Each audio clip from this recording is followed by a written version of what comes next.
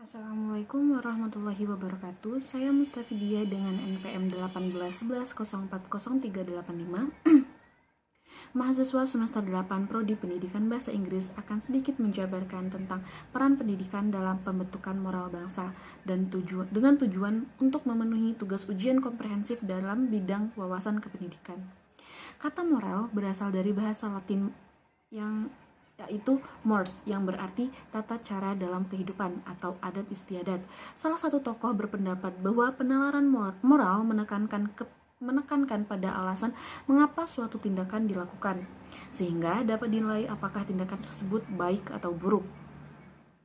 Pendidikan merupakan upaya yang terencana dalam proses pembimbingan dan pembelajaran bagi individu agar berkembang dan tumbuh menjadi manusia yang mandiri, bertanggung jawab, kreatif, berilmu, sehat, dan berakhlak mulia, baik dilihat dari aspek jasmani maupun rohani. Jika di dalam lingkungan sekolah terjadi penyimpangan moral pada peserta didik, maka semua pendidik bertanggung jawab dalam mengatasi hal itu dengan cara memberi didikan untuk membentuk moralitas peserta didik. Pendidikan moral di sekolah diharapkan dapat menghasilkan peserta didik yang memiliki kompetensi personal dan sosial sehingga menjadi warga negara yang baik, karena sumber daya manusia yang akan datang adalah anak-anak dan generasi muda pada masa saat ini. Pendidikan moral dikaitkan dengan nilai-nilai dasar Pancasila.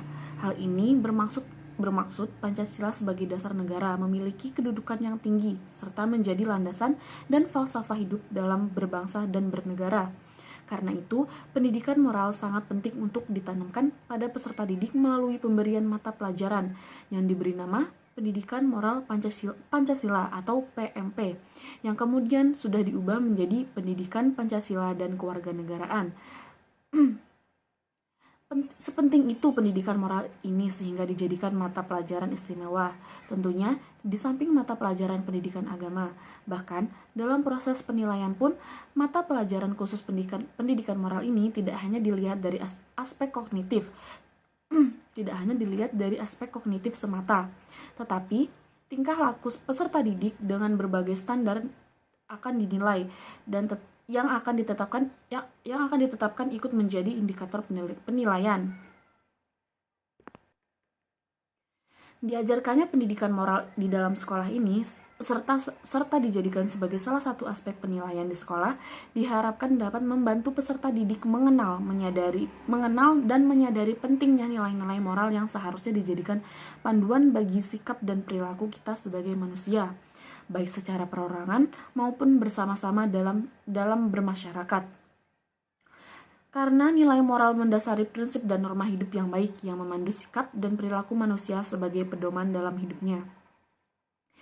Sekian sedikit penjelasan tentang peran pendidikan dalam pembentukan moral bangsa dari saya. Saya rasa cukup, saya akhiri. Terima kasih. Wassalamualaikum warahmatullahi wabarakatuh.